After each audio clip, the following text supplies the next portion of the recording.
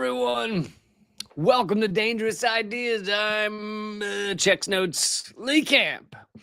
Thanks for being here. I got a big show for you. I got a lot of stuff to talk about. The false flag against the United States. Well, no, by the United States against Venezuela, but it's been unmasked. It's been revealed. It's been caught and imprisoned. The false flag perpetrators.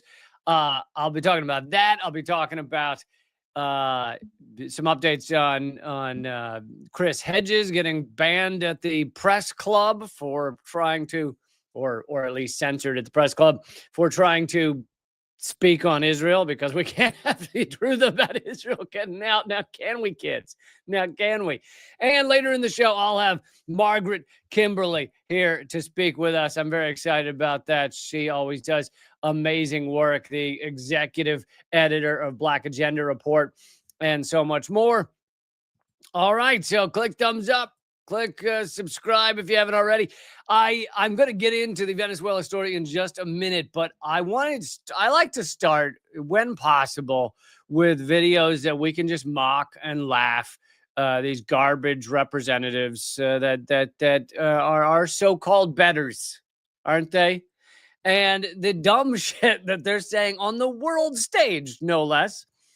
This first clip is by U.S. Ambassador Mike Waltz in front of the UN General Assembly, and it has to do with the vote that is had just about every year for the world to insist on the end of the embargo on Cuba, the economic war against Cuba that has been going on for decades for absolutely no reason, other than the fact that the U.S. cannot stand that Cuba threw off their capitalist chains and is not accountable to the United States. That's really all it is. There's really not a lot more to it than that. But so here's what ultimately ended happening. This from Reuters. U.S. fails to make a dent in the UN vote calling for the end of the Cuba embargo, because they do this vote every year, and every year it is like 160 some countries voting to end it, and then usually somewhere between 2 and 7 countries voting to keep this economic war going. And that is because other than the U.S. and Israel, which are really the same country, the rest of them, the other 5, are just pawns, puppets of the U.S. empire. So this year, the U.S. convinced Argentina, I wonder how they did that, Hungary, North Macedonia, always pulling a lot of weight, North Macedonia. I cannot tell you how powerful they are on the world stage. Paraguay and Ukraine. I wonder why Ukraine would join the United States in saying, yes, we need to keep the economic war on Cuba. Anyway, those were all the votes against the resolution to end the embargo. Yes, it's a double negative, but the UN loves a fucking double negative. And there were 165 votes in favor of ending it. Anyway, here is the United States ambassador speaking, trying to explain to everyone why they must keep this economic war on Cuba. And then he gets just bitch slapped by Cuba, which is, so wonderful. I am going to play this a little fast so we don't have to sit through the whole 2.5 minutes. But some of you, many of you, frankly, some as recently as this morning, tell us privately that since the regime cares so much about this vote, that you just want to appease it. You just want to kind of go with the flow and go with the crowd. Yeah, I bet you no one said that. I bet you they all know this is the stupidest vote in the history of the UN, and that, of course, there's no reason for economic war on Cuba. But, you know, he can make up what he wants. That's what the Trump administration is good at. That's what you tell us privately. But, colleagues, let me suggest today that you do something different this year. The United States and the Trump administration wants to set the record straight when it comes to this resolution. Record straight. And to correct the fake news, the misinformation, and this false reality the regime seeks to create year after year with this vote. The facts are this is an illegitimate... Just a reminder, everybody, if you dislike a country, it's a regime. If you like a country, it's a democracy or a presidency or prime minister or parliamentarian or whatever. But if they're the bad guys on your list, then you say regime. Okay, so do not ever say American regime or Israeli regime. No, no, no, no. Those are not regimes. Those are presidents or democracies. Cuba, regime. Venezuela, regime. Okay? Legitimate and brutal regime that seeks to There you go. cast itself as the victim of aggression while plainly describing itself as, quote, the enemy of the United States. It's located just 90 miles off our shore. It conspires and it collaborates with enemies and adversaries of the United States against our interests. The facts are, I mean, all that conspiring. Look at all of the wars Cuba has committed over the past several decades. Endless wars by Cuba. There was the one. So hold on. There was when the Cuban paratroopers invaded Trinidad. No, Cuba bombed the shit out of what's the island that only has penguins? They look, I don't have the whole list in front of me, okay? Just you look it up yourselves. Ask ChatGPT. I don't have the whole list for you right now. Jesus. that this regime supports terrorist organizations around the globe. It is allowing mercenaries to fight in the war in Ukraine. It's propping up the Venezuelan regime, and it aids cartels. The facts are that these cartels that it props up are trafficking people, drugs. Everything he's saying is made up. Shocker. So anyway, you're about to get to hear how in the UN General Assembly, if you're just making shit up, they're actually allowed to interrupt you. Drugs and weapons, and is aiding and abetting instability in our hemisphere. They undermine democracies in our hemisphere. I'm very sorry to interrupt, but there's a point of order from Cuba. Sure. Madam President, Yes, we have to give the floor to the point of order and the representative of Cuba. El representante permanente de Estados Unidos no solo miente desviándose sustantivamente del tema, sino que se expresa de manera. Oh, he legit. I just realized why he turned around, because he doesn't have his translator in his ear, so he actually doesn't know what's being said about him, which is even better. But it just occurring to me that for those of you listening to the podcast who don't speak Spanish, I'm gonna have to tell you what this guy's saying. But he's saying that it's not only lies, but it substantially deviates from the topic. No solo miente desviándose sustantivamente del tema, sino que se expresa de manera grosera y He's speaking in a rude and arrogant manner. I think there is some, I mean, I don't know all the rules and policies of the UN, but I think there is some, kind of not written rules as to how you address countries in the UN General Assembly. And of course, the US is such a belligerent sick sack of shit that really is going over the line. Potente contra su presidencia, contra la dignidad de esta asamblea. He says it's against the dignity of the assembly and the members y de los Estados miembros. Lo hace con una incultura, rudeza y grosería. He's being uncivilized, crude, with coarse behavior. Que no se admite en este magno y democrático recinto. Señor Walls, esta es la Asamblea General de Naciones Unidas. No es un grupo de... He said this is the UN General Assembly, not a signal chat. Signal ni es la Cámara de Representantes. Just totally humiliating for the U.S.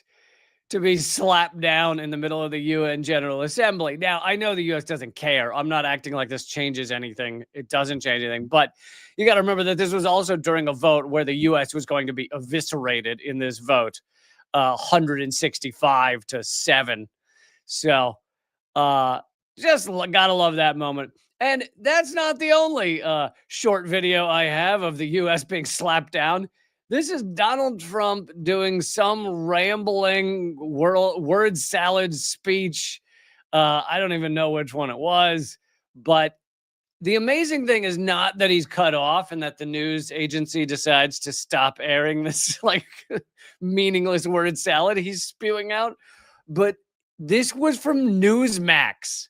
This is the TV channel. For those of you in other countries, this is the TV channel that decided Fox News was too left-wing for them. They created Newsmax because Fox News was not right-wing enough, and they wanted a real pro-Trump right-wing news channel. That's what Newsmax is. And here they are cutting off Donald Trump because what he's saying is just incoherent. In some of the yards, we have some great yards. You know, the United States was #1 during World War II, #1 in the world in shipbuilding by far. We would produce a ship a day. Can you believe it? A ship a day, you know, freighters and this and that, but some big ones too, some great warships. And we just let that, our leadership, the person standing right where I am numerous years ago, a number of them, they just let it. Good morning. You have been watching President Trump address business leaders there in Tokyo, Japan, live. Literally, Newsmax cut him off because they were like, what the fuck is he talking about? What is he babbling about? Naval yards? We used to have some big ships. There was a guy who used to stand where I'm standing. What in the holy hell? All right, I got to keep moving because I'm going to run out of time before we bring our distinguished guest on. Venezuela, as you know, the U.S. is trying to create a war with Venezuela. They want to coup Maduro. They've been trying to do that for years and years, but now Trump is amping up to the point of bombing fishermen off of Venezuela. And it makes sense that if you understand the U.S. playbook and you watch how it is that the U.S. creates wars with other countries, the next step would be to create a false flag. The next step would be, oh my God, Venezuela, fill in the blank. Venezuela bombed the U.S. embassy. Venezuela shot bows and arrows at an American couple who was on their honeymoon. Whatever it is, that you know that's where the U.S. playbook goes next. And so, sure enough, Venezuela says CIA-linked mercenaries caught during false flag attack. And by the way, I'm going to read some of this article. The reason you're actually going to get the truth, and you'll see that this sounds very different than a New York Times article, is because this is Common Dreams. This is from Common Dreams. This is not from New York Times, which makes a huge difference in how they cover things. The government of Venezuela, the government of Venezuelan President Maduro said Sunday that his country's security forces captured a group of mercenaries aligned with the CIA less than 2 weeks after Trump confirmed his authorization of covert CIA action against the South American nation. Trump said that publicly. I brought that to you when it happened, that Trump said, oh, the CIA, I'm allowing the CIA to go into Venezuela. There was a New York Times article about it as well. And I was saying, normally they deny that type of thing. So whether it was true or a scare tactic, tough to know. Venezuela reports that it has captured a mercenary group with direct information from the CIA, being able to determine that a false flag attack is underway from waters bordering Trinidad and Tobago, or from Trinidad or Venezuelan territory itself. That statement was from the Venezuelan government. And you'll notice that they're not saying these are CIA. They're saying these are mercenaries who have been advised or informed by the CIA. And that has been the standard operating procedure for the CIA in Venezuela, was not to actually send CIA into the country, but instead to advise and help either far right-wing lunatics in Venezuela to commit sabotage of critical infrastructure, or to help mercenaries coming from outside Venezuela to try and invade Venezuela, as in the Bay of Piglets story.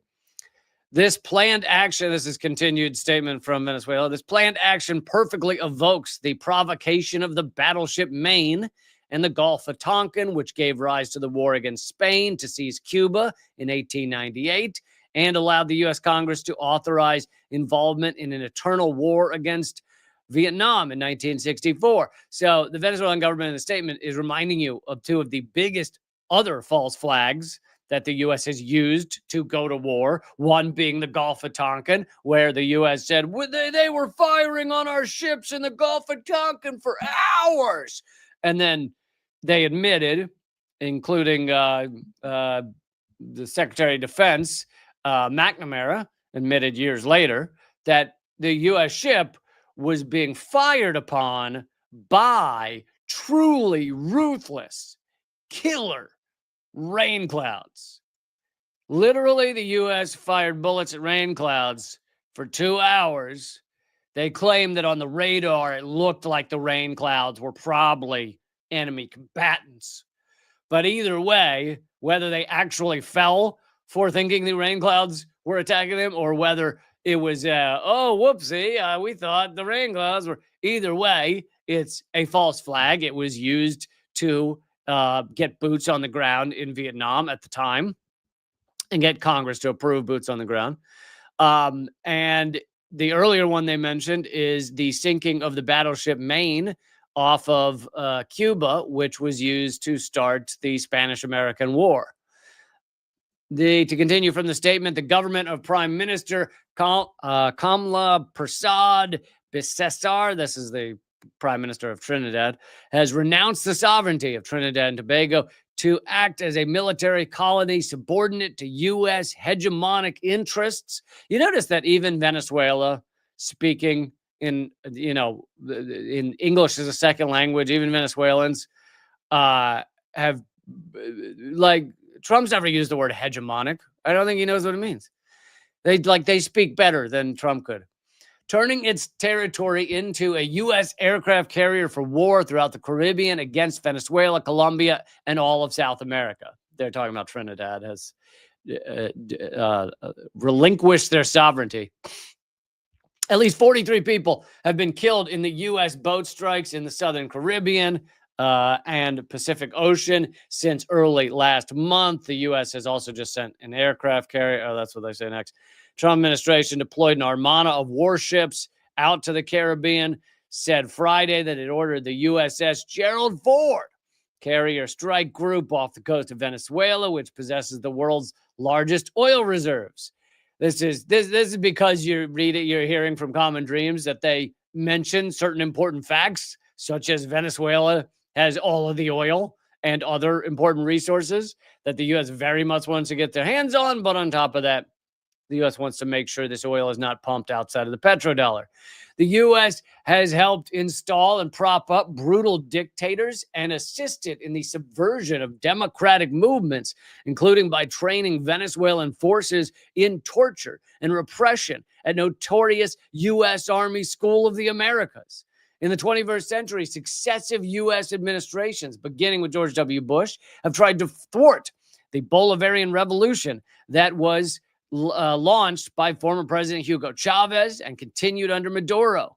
During the first Trump administration, Venezuela foiled an attempt to buy a group of mercenaries, including 2 Americans, to invade the country and topple Maduro.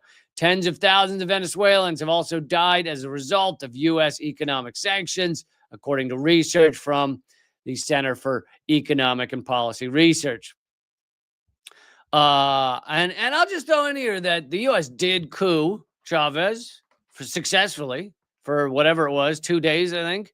They actually kidnapped him, got him out of office. The people of Venezuela stood up and demanded he be returned, and he ultimately was returned to the presidency. Then several years later, he dies of rather fast-acting cancer. And I know it is complete lunacy to think the CIA would ever be able to use cancer to kill someone. Jack Ruby, the CIA has no ability to ever give someone cancer. Jack Ruby. So I'm just, and so they couldn't have had any involvement in that.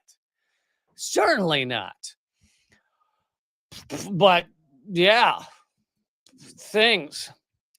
Tens of thousands of Venezuelans have also died as a result of U.S. economic sanctions, according to research from I already did that line, but it's not just tens of thousands. The last number that was given as an estimate of number of Venezuelans who have died from the economic war on Venezuela is over 100,000. And that was several years ago. It was at least a couple years ago. I think maybe 3. I'm going 3 years ago. Wow. Thank you, Kevin O'Neill, for supporting the show. Really appreciate the super chat so much. Thank you, guys. Those of you who are able to support the show in a financial way as well as so many other ways. Can't thank you enough. Once again, the empire and its accomplices seek to bend the sovereign will of the Venezuelan people through a criminal economic siege that flagrantly violates the Charter of the UN and international humanitarian law. These actions are not only illegal, they are an unconventional act of war that we are determined to face and defeat in all scenarios. So Venezuela fighting back, and I think this is an important step for Venezuela, is to catch these people who are going to commit false flags. I think I heard that this was likely going to be, this is like the second one they've caught, I think, likely going to be some sort of attack on the U.S. embassy in Venezuela or U.S. personnel in Venezuela. And, of course, then the U.S. could say, look at what Venezuela did. And then we have to bomb them. As Maduro himself said, if this were Iraq, they would claim Maduro had weapons of mass destruction, but they feel like that lie is not going to work this time around. So instead, they've switched to narco-terrorism, a term they made up that doesn't mean anything. So, I'm seeing now that it looks like the U.S. has just killed 14 more in the Pacific off the coast of Mexico. So we're just bombing the shit out of fishermen. That is our thing now. We are into that. By the way, some of that's going to be my focus of the next episode of Unredacted Tonight, which comes out tomorrow at 7 p.m. Eastern. I hope you'll check it out. But here's another revelation of the efforts the U.S. is going to try and take out Maduro, to try and take down Venezuela. I think the U.S. also is amping up these attacks because they're having no success at making China falter or become unstable. So that effort seems to not be working. So instead, the U.S. is like, well, let's make sure we get all these smaller countries and get their resources, since we're not having success with taking down China. Anyway, this is coming from the AP, but you'll notice that although this report comes from the AP, they'll insert little propaganda here and there. They want you, even as they're revealing, the title of it is U.S. sought to lure Nicolas Maduro's pilot into betraying the Venezuelan leader. So even as they're revealing a egregious breaking of international law, efforts by the United States to kidnap and kill a leader of a sovereign country that we're supposedly not at war with, all of those things, even as they're revealing that, they also want you to know that Maduro's still evil. Okay, let's just be clear there. He's still, even though we're revealing these egregious crimes by the U.S., Maduro is still, oh God, what a bad guy. So this is written in the AP by Mr. Propagandist Joshua Goodman. Let's name the people, right? Who are these propagandists? And I'll tell you why I'm calling him a propagandist, is just some of the wording he likes to use. The federal agent had, and he starts off in a very, film noir way. The federal agent had a daring pitch for Nicolas Maduro's chief pilot. All he had to do was surreptitiously divert the Venezuelan president's plane to a place where U.S. authorities could nab the strongman. Well, first of all, he's revealing awful crimes by the United States, if it were to happen, right? To pay off the pilot of Maduro's plane, to then kidnap Maduro, the president of a sovereign country that was elected in far more legitimate elections than the U.S. has. And, but of course, the AP has to say, the strong man. Well, you notice again, much like the word regime, only the people we hate are strong men, right? Netanyahu, who's been president of Israel on and off for roughly 900 years, not a strong man, right? Committing genocide, did nothing seems to ever stick to him. It's corruption, everything else always seems to be president. He's not a strong man, right? That doesn't qualify as strong man. No. Democratically elected. Donald Trump, not a strong man. No. He just thinks he should be president of all the Americas forevers. Not a strong man, right? But Maduro, the former bus driver, total strong man. In exchange, the agent, this was what, a CIA agent? Oh, federal agent. Whenever they don't name the federal agency, that usually means CIA. The agency that shall not be named. In exchange, the agent told the pilot in a clandestine meeting that the aviator would be made very rich. The conversation was tense, and the pilot left non-committal, though they exchanged a cell number and a sign that he might be interested in helping the U.S. government to kidnap the leader of a sovereign country. Over the next 16 months, and this was, they don't give the year that I'm seeing, but this was at least, maybe he didn't want you to know the year. This was at least, I'm assuming, during Biden. It could have been first Trump administration, but anyway. Over the next 16 months, even after retiring from his government job in July, the agent, Lopez, kept at it, chatting with the pilot over encrypted messaging. The intrigue-filled saga of how Lopez tried to flip the pilot has all the elements of the Cold War spy thriller: luxury private jets, a secret meeting, an airport hangar, high-stakes diplomacy, and the delicate wooing of a key Maduro lieutenant. There was even a final machination aimed at rattling the Venezuelan president about the pilot's true loyalties.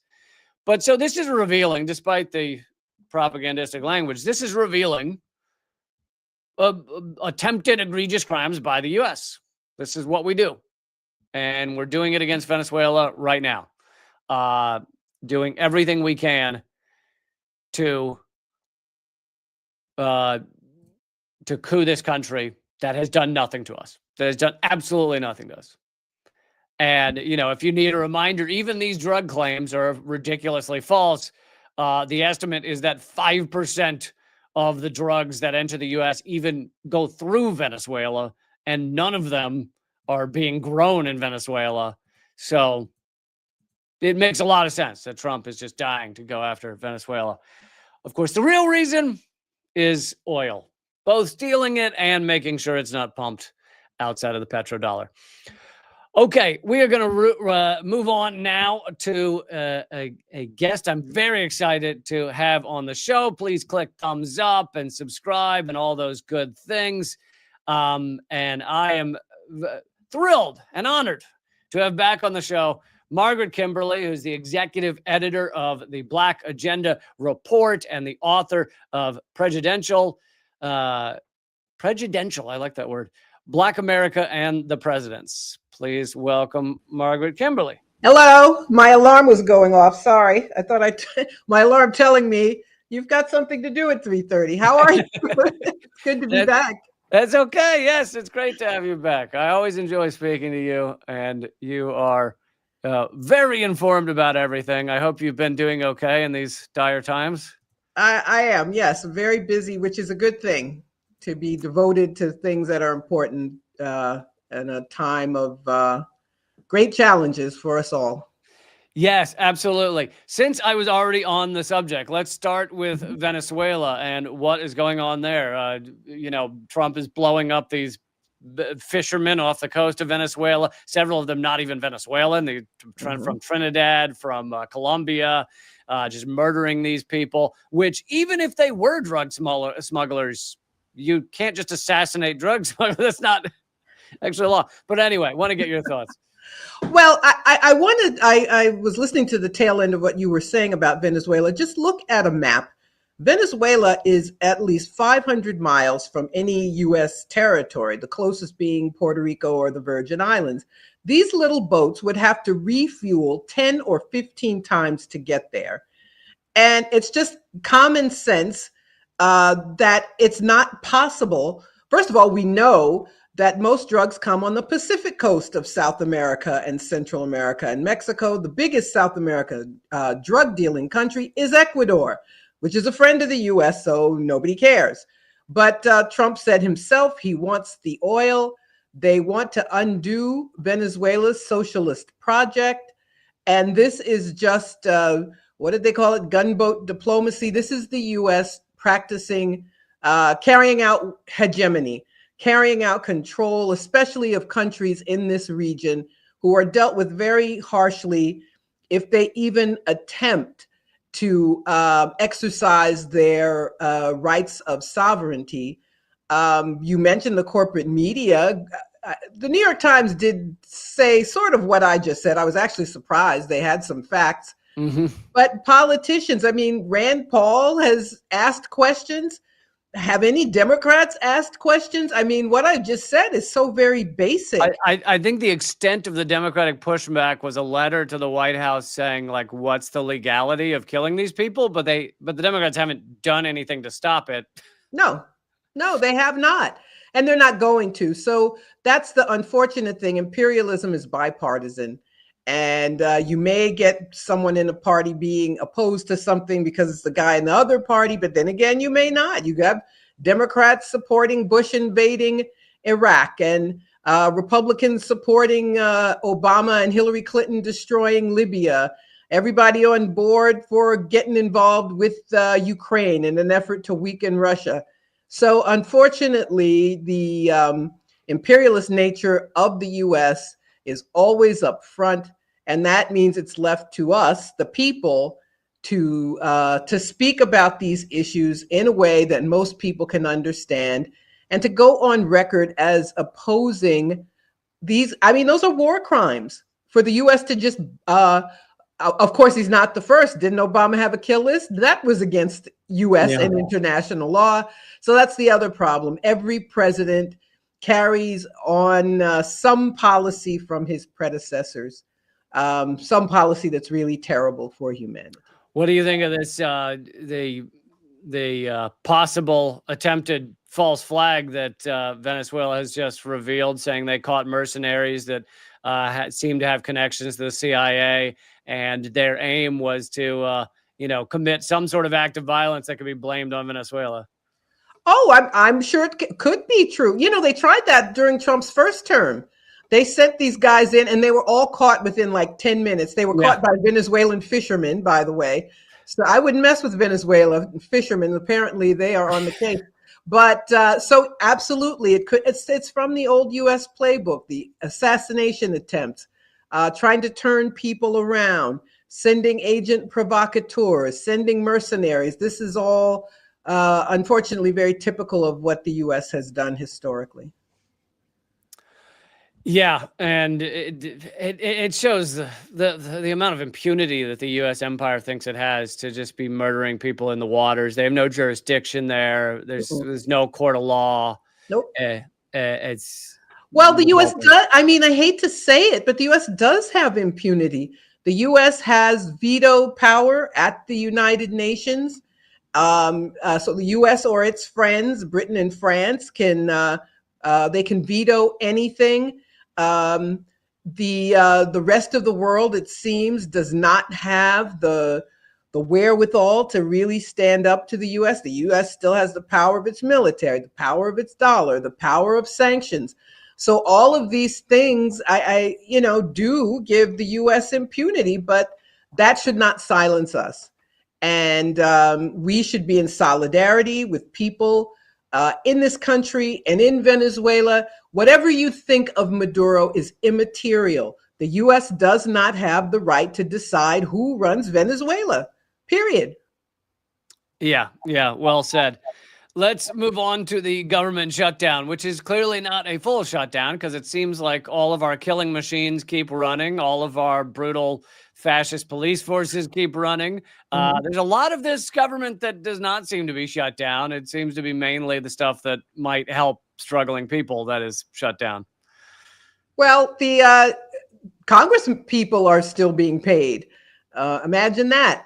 But federal workers, more than 2 million people, are not getting paychecks. Trump's threatening to fire them, saying they don't have to get their back pay, which has always been the case.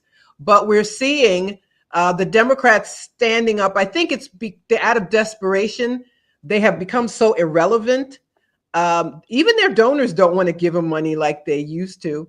So if they can't stand up against Trump and the Republicans undermining Obamacare, these subsidies that help people keep health insurance, if they can't stand up for people who are going to lose their SNAP benefits, their used to be called food stamp benefits, if they can't stand up for that, then they've lost all legitimacy.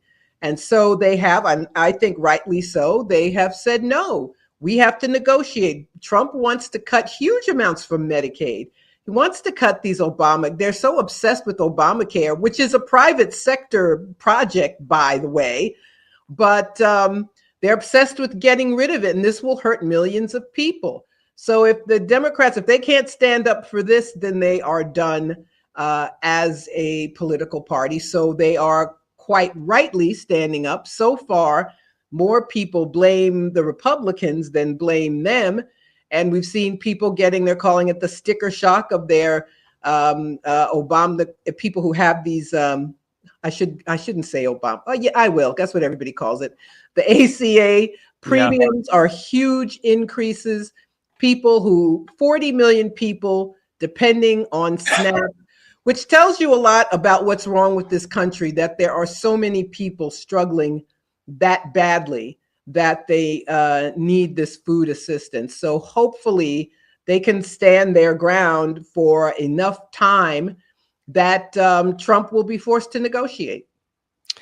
And I do wonder, like, the ostensibly the thing the Democrats claim that they're fighting over is the raise in the end of subsidies for Obamacare, which will jack up the rates, as you just said, in a ridiculous way, as if it wasn't expensive enough already to have healthcare in this country.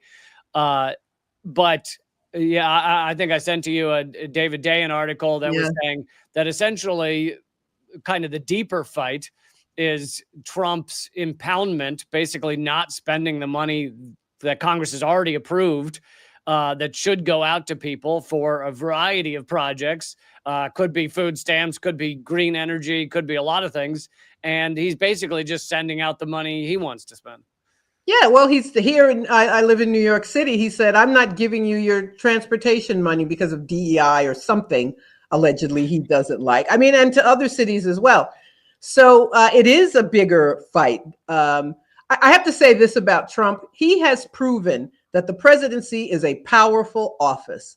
When Democrats are in, they always try to, well, we can't do this. Well, we can't do that. Well, an executive order, that wouldn't work. Trump is doing whatever he wants and getting most of what he wants. So hopefully this will be the last time anybody will try to gaslight us with that nonsense. But yes, you are right. This is something Trump can't get around. Congress has to pass a budget in order to spend money.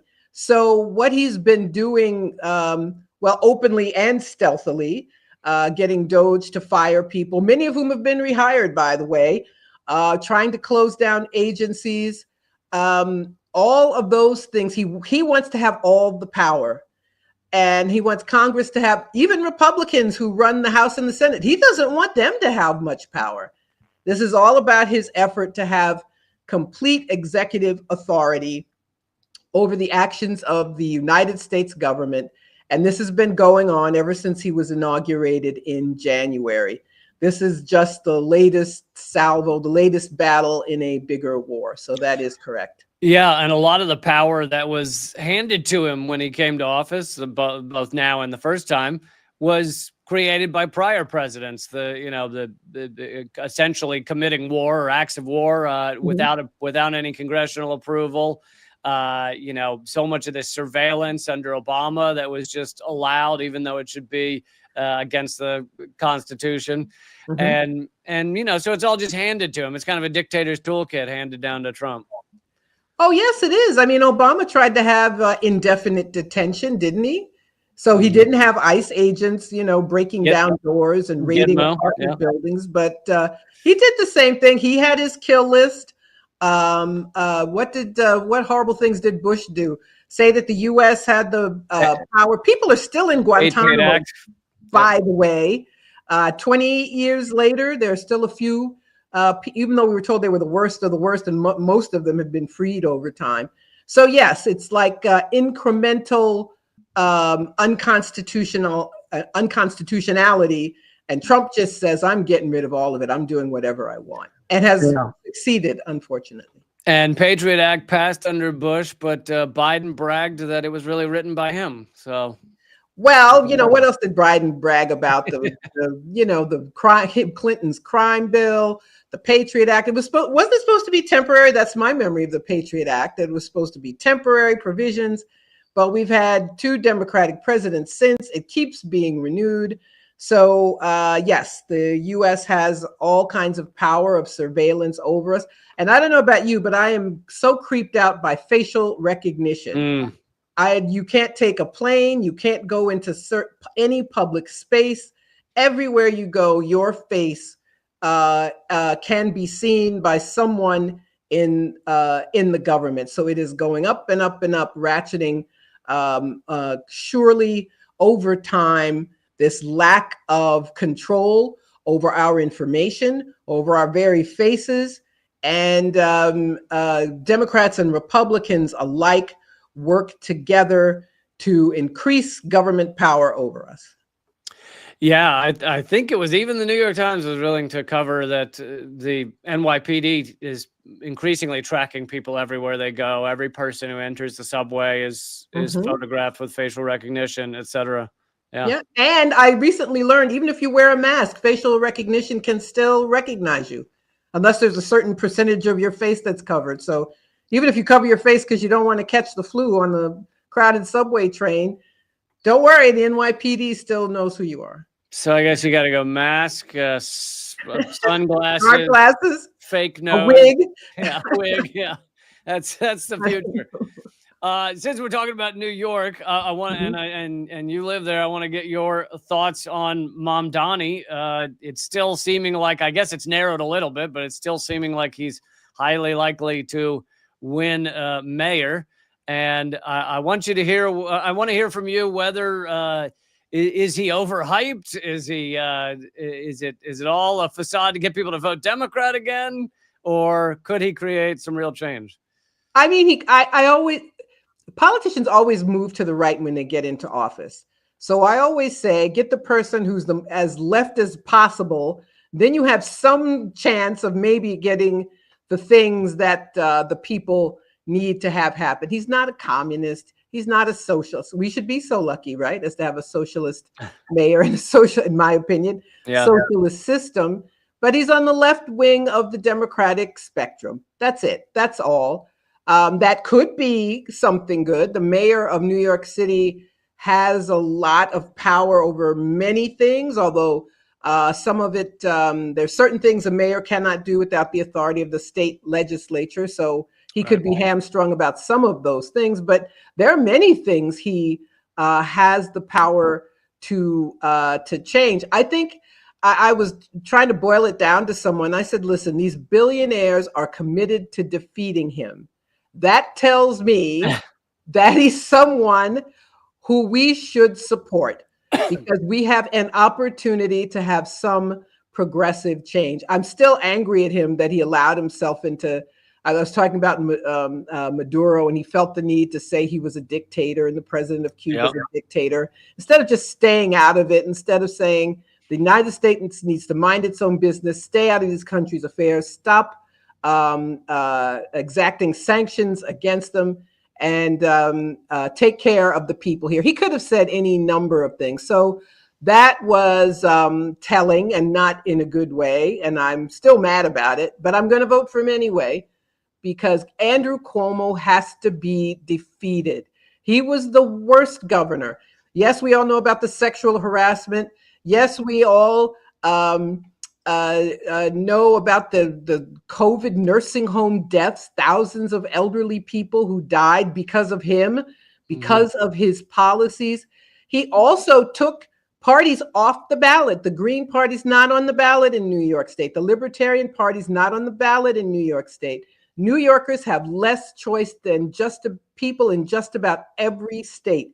That's because of him, because he's such a vindictive person. We lost a congressional seat because of him. He didn't prioritize the 2020 census at all.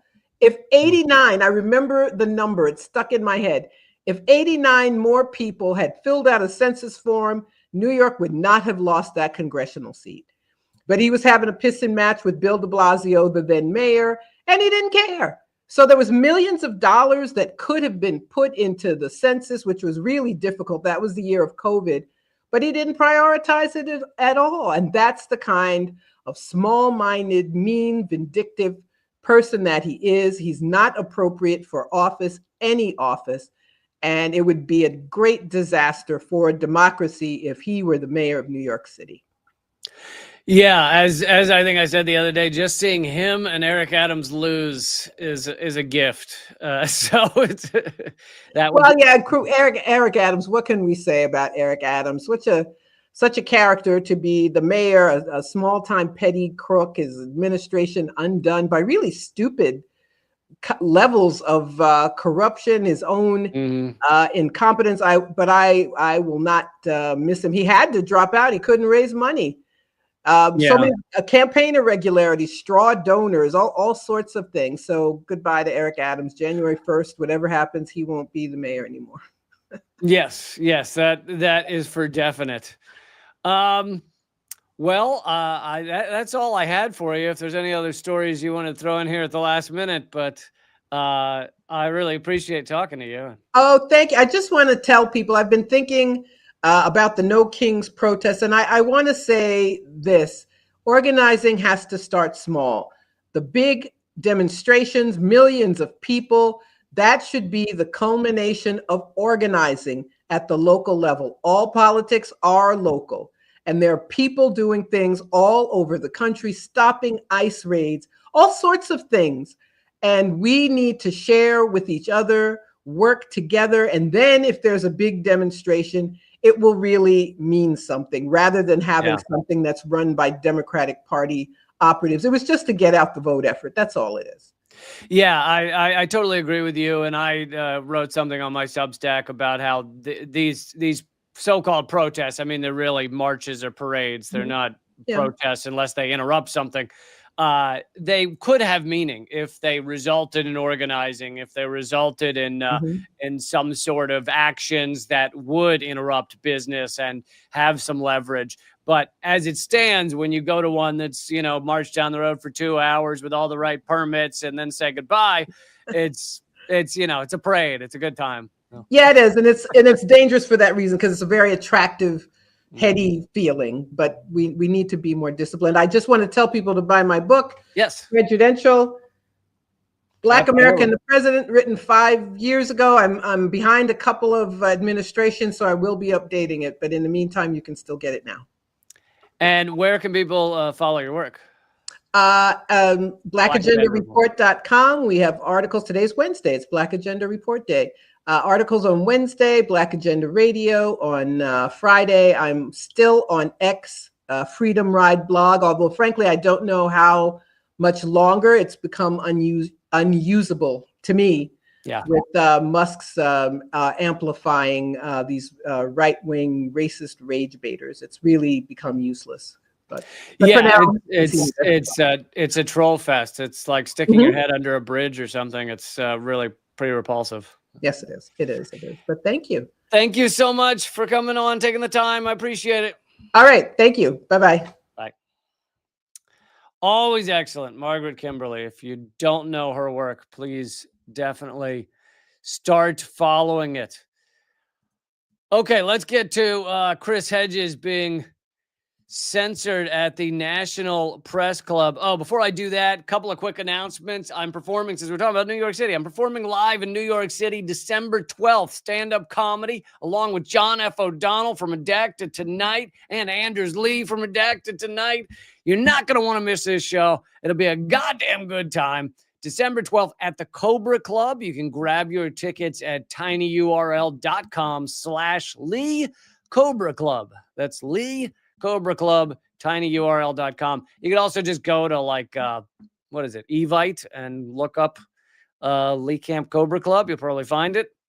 But I hope you'll grab tickets to that. Also, if you join up at leecamp.net for a whopping $6 a month, you will get a free month. So you actually could do it without spending any money, without spending the $6. You join up. When you're joining up and it says $6 to join, you use promo code LeeCampFree, one word, LeeCampFree, and that will get you a free month. It will also get you my ebook titled Also Dangerous Ideas. So you'll get all that for free, and you can cancel before the month's out and not spend $1 if you choose. But I hope you'll decide to remain a member. LeeCamp.net, that's my locals page. And also, I've been posting regular columns on my Substack, realleecamp.substack.com. Click subscribe over there. It's free to subscribe. realleecamp.substack.com. All right. Let's keep it going here. Chris Hedges, your friend of mine, was supposed to be speaking at the National Press Club in Australia. Now, the National Press Club, as in the United States, is not supposed to be political. It's supposed to allow journalists of all stripes to come and speak about a variety of topics. There is nothing that says you can't be a right-wing journalist there, you can't be a left-wing journalist there. That's the idea. And Hedges was scheduled to speak. Here's from Hedges' article on it. He says, I was scheduled to give a talk at the National Press Club of Australia on October 20th called The Betrayal of Palestinian Journalists. It was to focus on the amplification of Israeli lies in the press, which most reporters know are lies, betraying Palestinian colleagues who are slandered, targeted, and killed by Israel. But perhaps inadvertently, proving my point, the chief executive of the press club, Maurice Riley, canceled the event. The announcement of my talk disappeared from the website. Riley said that in the interest of balancing our program, we will withdraw our offer to make it more balanced. In his place, it seems likely that the Israeli ambassador, retired Lieutenant Colonel Amir Maimon, who spent 14 years in the IDF, is supposed to take his place. Totally repulsive. To balance out the program, we're going to have a genocider talk for a little bit instead. Instead of the guy who was going to tell you how all the Palestinians are being murdered, we're going to actually have one of the genocidal maniacs himself. Very exciting. Hedges says, I, along with every reporter I know who has worked in Gaza, Hedges spent a long time in Gaza, including the over 278 Palestinian journalists and media workers who have been killed by Israel since the start of the genocide, many in targeted assassinations, have reported a reality in Gaza that bears no resemblance to how it is portrayed by Israeli politicians. It's military and many media outlets that serve as Israel's echo chamber. And a reminder that that is the most journalists killed in any war, battle, anything, ever. Including World War II, including World War I, including all of those things. Never has a military targeted journalists so successfully that they have killed this many journalists. It is a record for any type of war, battle, or genocide. Hedges says, at the end, this is not balance. Unless we accept a world where truth is balanced by lies, it is an abandonment of the fundamental mission of journalists to hold power accountable. But most egregiously, it is a terrible betrayal of our colleagues in Gaza who have been killed for chronicling the daily savagery in Gaza for doing their job. No doubt the corporate sponsors and wealthy donors of the press club are pleased. No doubt the club is able to slither away from its journalistic integrity. No doubt it is spared the attacks that would come from allowing me to speak. But please, have the decency to remove the word press from your club. I know Hedges wouldn't say that last bit that way, but I feel like that's the way it has to be said. Please have the decency to remove the word press from your club. You are not fucking press. You are not fucking journalists. You are human scum that is defending a genocide. So congrats on that. That's just real cool. You know, I got to say, one thing nice about this whole fucking 2 years of genocide, man, has it outed some people. Holy shit, has it revealed who some people are. Because it's not just the ones committing the genocide. It's not just the ones funding the genocide here in the U.S. and the Donald Trumps of the world. It is all of these small potato people, journalists, corporations, even certain celebrities that have done fucking nothing, or in cases like this, actively worked to defend a genocide. Do I think the guy who made the decision at the press club's as bad as an IDF soldier shooting a child? No, maybe I don't, but he's still on the list. Congratulations for being one of the motherfuckers that is making sure this genocide continues. And by the way, maybe I should have mentioned this at the top of the show, but Israel has begun bombing Gaza again. So it's like, man, has this outed people. Holy shit, whole large groups of people, down to people you never would have thought that you would think, oh, this person defends genocide. Fucking Jerry Seinfelds of the world. I know comedians come to mind because my people, but Jerry Seinfeld, that other comedian dude, Andrew Schultz, the Amy Schumer. I'm just listing comedians. Imagine the number if we were to start listing journalists that have defended this genocide, celebrities that have defended this genocide. Holy flying shit. You know, you have really outed yourselves. Some of them even do good work in other ways.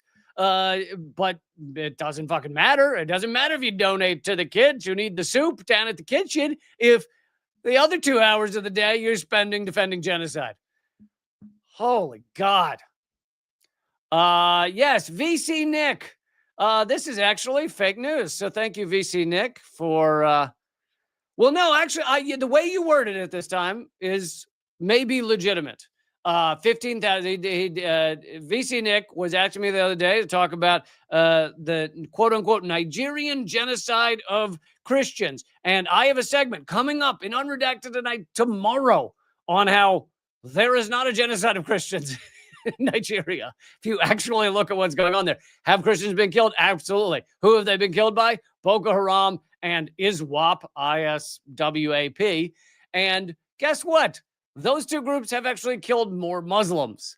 It's not that they're it's not that they're running around saying we want to wipe out all Christians. It's that they want to wipe out people who are not with them, which is horrific. It's not, I don't endorse it. I think it is a fucking tragedy. And I think it needs to be stopped. And if the U.S. were a just nation that actually stood up for humanity, we would actually have some sort of record to go on that we would actually fight back and help stop the mass killings. But saying this is a Christian genocide is called propaganda. And that's why Bill Maher has been running around saying there's a Christian genocide. Now it's interesting, and I'll talk about this on Unredacted Tonight tomorrow. Wow, that was a weird sentence. Unredacted Tonight tomorrow.